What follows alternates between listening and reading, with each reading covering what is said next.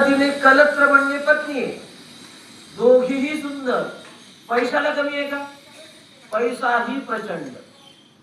धनम मेरुतुल्यम, मेरू पर्वताप्रमाणे पैसा पडलेला आहे. धनम मेरुतुल्यम यशश्चारु चित्रम, कीर्ती सगळीकडे पसरली आहे. आ सेतू हिमाचल नव्या, आपल्या देशात परदेशामध्ये जगामध्ये कीर्ती पसरली आहे.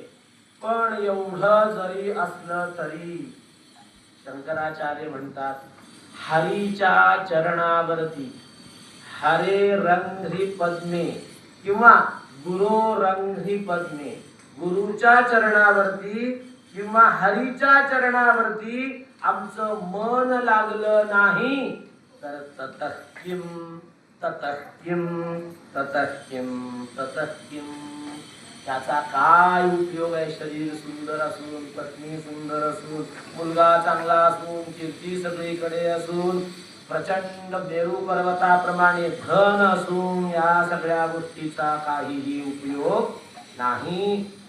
प्रभूच्या चरणावर जर मन लागलं असेल तर या गोष्टीचा उपयोग आहे, नाहीतर ह्या गोष्टी सगळ्या व्यर्थ आहेत.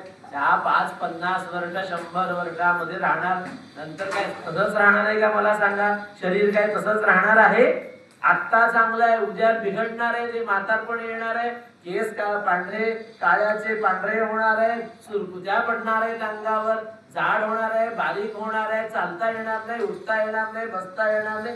काय आमची अवस्था आहे विचार करा.